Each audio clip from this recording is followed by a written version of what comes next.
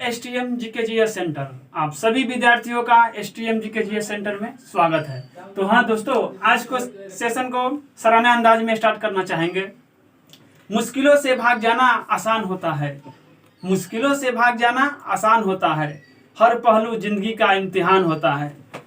डरने वालों को मिलता नहीं कुछ जिंदगी में, ऐ दोस्तों डरने वालों को मिलता नहीं कुछ जिंदगी में, लड़ने वाले के कदमों में जहान होती है। तो चलिए आज का सेशन के स्टार्ट किया जाए। आज हम लोग पढ़ने वाले हैं आरबीआई के बारे में, जो कि सभी प्रतियोगी परीक्षाओं के लिए बहुत ही इंपॉर्टेंट है। तो चलिए हम लोग जानते हैं आरबीआई के बारे में क्या है। RBI reserve reserve bank of India, reserve bank of India. Full form हो गया आरबीआई का रिजर्व बैंक ऑफ इंडिया। और स्थापना जो इसका हुआ था हिल्टन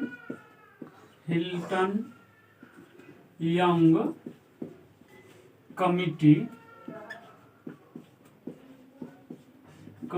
के सिफारिश पर आरबीआई एक्ट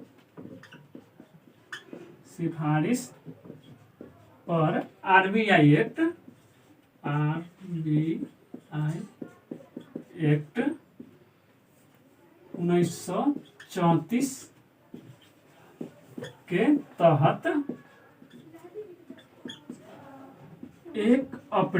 के तहत 1 अप्रैल 1935 को। देखिए, स्थापना जो हुआ था हिल्टन यंग कमेटी के सिफारिश पर आरबीआई एक्ट 1934 के तहत 1 अप्रैल 1935 को हुआ था। अब इसका राष्ट्रीयकरण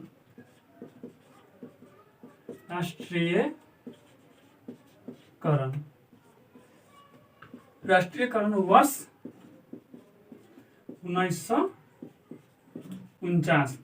देखिए दोस्तों, राष्ट्रीयकरण का मतलब होता है कि जब कोई निजी संपत्ति या संस्थान को सार्वजनिक संपत्ति में बदल दिया जाता है तो उसे ही राष्ट्रीयकरण या नेशनलाइजेशन कहा जाता है।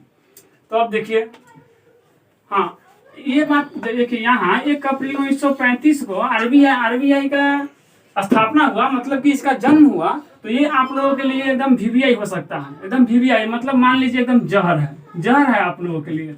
ये और ये आप लोग याद रखिएगा। अब इसका जानते हैं कि मुख्यालय मतलब एचक्यू, इसका मुख्यालय कहाँ है?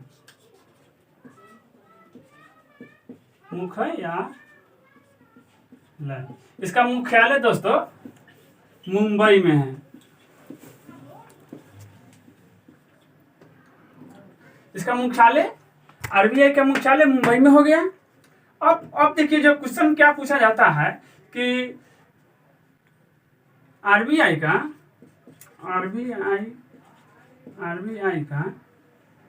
गवर्नर, स्थापना के समय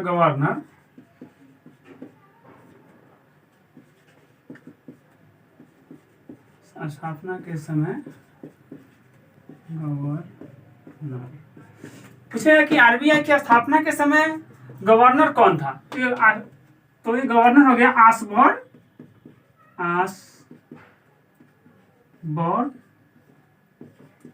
स्मिथ। पूछेगा कि स्थापना के समय का गवर्नर कौन था, तो आप लोग बता दीजिएगा कि आसबॉर्न स्मिथ। अब एग्जामिनर ये भी आप लोगों से पूछ सकता है कि आरबीआई के स्थापना के समय स्वतंत्र भारत के प्रथम गवर्नर कौन था, तो उसके बारे में भी जानिए। देखिए, आरबीआई के स्वतंत्र भारत के प्रथम गवर्नर तो ये हो गया सिडी देशमुख। देखिए दोस्तों, स्थापना तो समझ गए, हिल्टन यंग कमेटी के सिफारिश पर आरबीआई एक्ट 1934 के तहत 1 अप्रैल 1935 को हुआ था और राष्ट्रीयकरण वर्ष 1949 में हुआ था। और इसका मुख्यालय इसका मुंबई में है। आरबीआई का स्थापना के समय का गवर्नर आसबॉर्न स्मिथ है और फिर पूछेगा कि आरबीआई के स्वतंत्र भारत के प्रथम गवर्नर कौन है, तो बता दीजिएगा कि सीडी देशमुख है। अब मिटा देते हैं इसको। अब आरबीआई को और इसे ही बैंकों का बैंक भी कहा जाता है।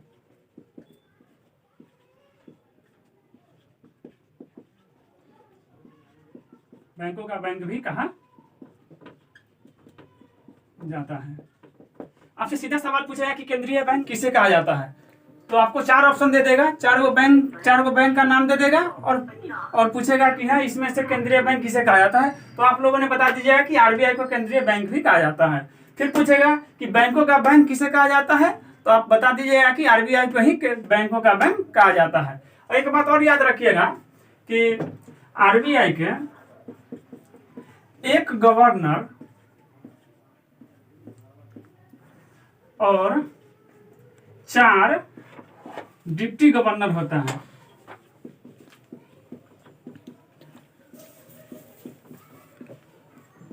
डिप्टी गवर्नर होता है। देखिए आरबीआई के एक गवर्नर और 4 डिप्टी गवर्नर होता है। अब आगे देखिए कि आरबीआई का कार्य, अब आरबीआई के कार्य के बारे में जानते हैं कि आरबीआई का क्या कार्य है। तो देखिए दोस्तों, आरबीआई का कार्य, आरबीआई का कार्य क्या है कि मुद्रा को जारी करना, मुद्रा को जारी करना। आरबीआई का कार्य है कि मुद्रा को जारी करना। अब देखिए 2 रुपये से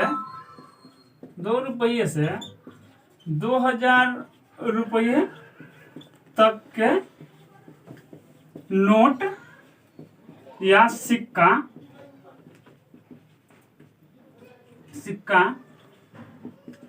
को जारी करने का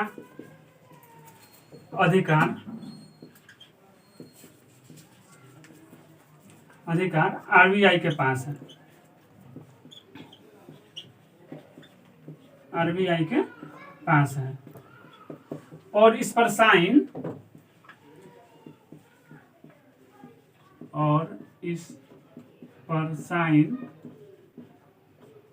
आरबीआई के गवर्नर करता है।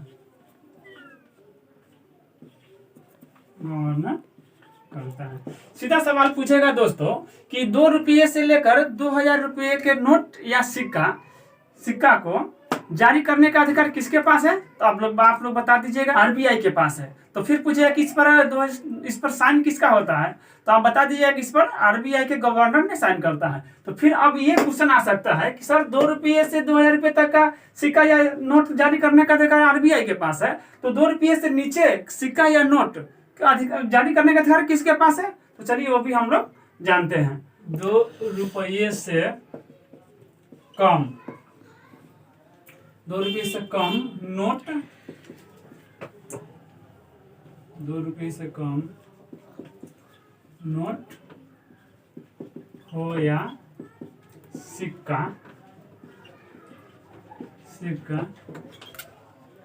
को जारी करने का अधिकार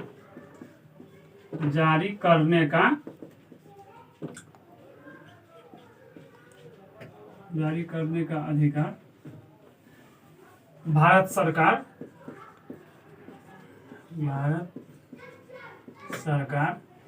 सरकार यानी वित्त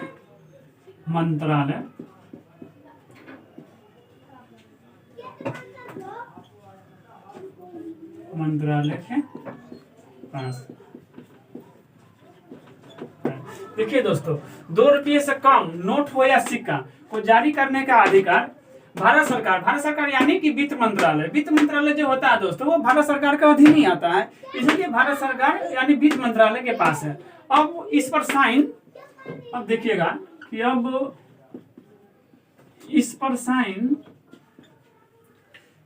वित्त सचिव करता है।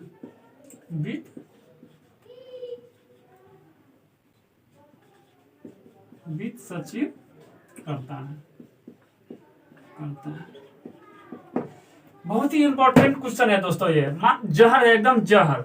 सभी प्रतियोगी परीक्षाओं के लिए बहुत ही इंपॉर्टेंट है। सीधा सवाल आपके पेपर में आएगा दोस्तों कि 2 रुपये से कम के नोट हो या सिक्का के जारी करने का अधिकार किसके पास है।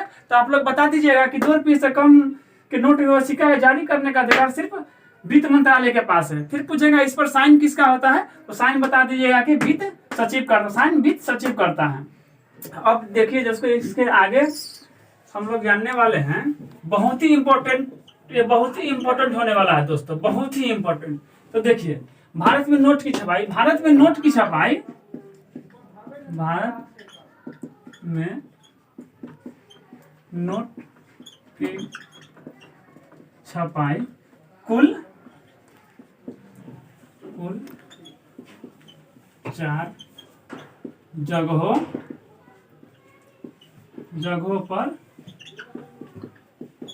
होती है। देखिए दोस्तों भारत में नोट की छपाई, भारत में नोट की छपाई क्या लिखा गया, भारत में नोट की छपाई, हाँ भारत में नोट की छपाई कुल 4 जगहों पर होती है। भारत में नोट की छपाई कुल 4 जगहों पर होती है। तो हम लोग जानेंगे कि वो 4 जगह कौन सी है। देखिए इसको हम ट्रिक बेसिक्स पर हम आप लोगों को बता रहे हैं कि कभी नहीं भूल पाइएगा। ऐसे में देखिए DNM स्कूल, SCHOOL।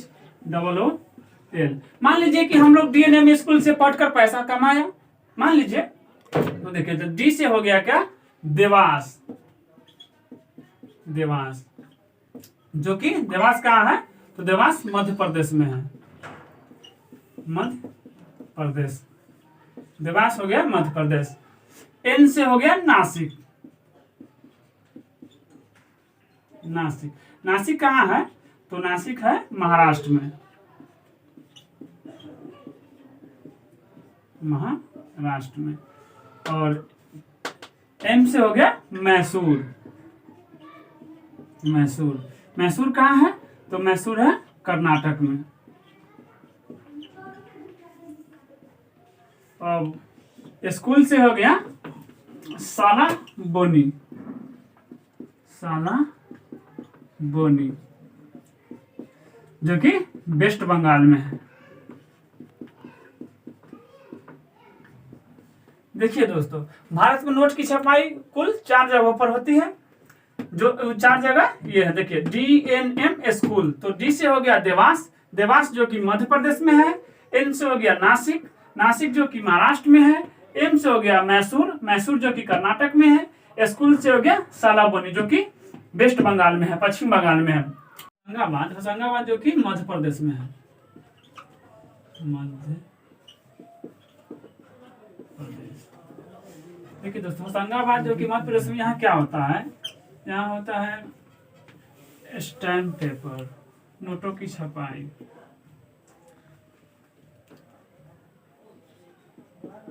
नोट छापने का कागज, नोट छापने का कागज, सरकारी प्रतिभूति, सरकारी प्रतिभूति, प्रतिभूति, स्टैम्प पेपर, स्टैम्प पेपर, ये सब की छपाई, ये सब की छपाई होशंगाबाद में होता है, होशंगाबाद में होता है। देखिए दोस्तों ये भी VVI क्वेश्चन है कि होशंगाबाद मध्य प्रदेश में नोट छापने का कागज, सरकारी प्रतिभूति, स्टैम्प पेपर, ये सब की छपाई होशंगाबाद में होती है, होशंगाबाद जो कि मध्य प्रदेश में होती है। अब आता है टकसाल, अब टकसाल आता, एक आता है टकसाल, टकसाल। आप पूछिए गुरुजी ये टकसाल क्या होता है, तो देखिए टकसाल जहां सिक्कों की, जहां सिक्कों की ढलाई की जाती है, ढलाई की जाती है। टकसाल में टकसाल में सिक्कों की ढलाई की जाती है। और होशंगाबाद मध्य प्रदेश में नोट छापने का कागज, सरकारी प्रतिभूति, स्टैम्प पेपर, ये सब की छपाई होशंगाबाद मध्य प्रदेश में होता है। और टकसाल में जहाँ सिक्कों की ढलाई होती है, तो देखिए ये टकसाल भारत में कितने जगहों पर है? टकसाल भारत में कुल 4 जगहों पर है, 4 जगहों पर है। टकसाल भी भारत में कुल 4 जगहों पर है, जहां मतलब सिक्कों की ढलाई भी भारत में कुल 4 जगहों पर होती है। इसका भी हम आप लोगों को ट्रिक बता रहे हैं। देखिए जैसे मान लीजिए कि NH CM बनवाते हैं, CM बनवाते हैं। मान लीजिए कि NH7, NH44, NH42, मान लीजिए कि CM हालांकि CM ही बनाते हैं। तो देखिए N से हो गया नोएडा,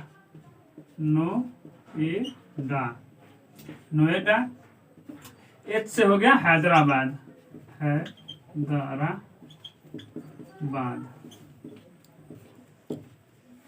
C से हो गया कलकत्ता, और M से हो गया मुंबई। देखिए दोस्तों, नोएडा, हैदराबाद, कलकत्ता, मुंबई, ये सभी यहाँ सिक्कों की ढलाई की जाती है। टकसाल भारत में कुल 4 जगहों पर है, तो वो हो गया नोएडा, हैदराबाद, कलकत्ता और मुंबई। दोस्तों अगर मेरा वीडियो आप लोगों को अच्छा लगा हो तो कृपया शेयर कर दीजिए, सब्सक्राइब कर दीजिए और ज़्यादा से ज़्यादा अपने दोस्तों के बीच शेयर कीजिए। दोस्तों एक बात जिंदगी में हमेशा याद रखना कि देखिए सफल और सफल में क्या अंतर है दोस्तों की देखिए, असफलता अनाथ होती है और सफलता के दोस्त, यार, रिश्तेदार, माँ बाप सब होती है। देखिए दोस्तों, अगर मान लीजिए गांव देहात में आप लोग देखते होइएगा कि अगर आप असफल है और किसी दोस्त के पास आप लोग फोन किए तो फोन जल्दी रिसीव नहीं कर रहा है, क्या सोचेगा कि कहीं हमसे पैसा नहीं मांग रहा है, कहीं हमसे पैसा मांग रहा होगा। अगर वही आपके पास जॉब है, वही आप अगर सफल हो तो आप थोड़ा सा अगर मिस कॉल भी कर दीजिएगा ना, तो उधर से फटाका फोन करेगा, फिर पूछे हाँ बोलो, हेलो भैया बोलिए, क्या बात है, फटाक दिन मतलब कि फोन करेगा। तो यही सफल और सफल में अंतर होता है दोस्तों। तो ठीक है, आज के सेशन के हम यहीं तक रखते हैं। अगला पार्ट बहुत जल्दी आप लोगों के बीच लेके आएंगे। आप लोग लाइक कीजिए, सब्सक्राइब कीजिए और ज़्यादा से ज़्यादा अपने दोस्तों के बीच शेयर कीजिए। धन्यवाद।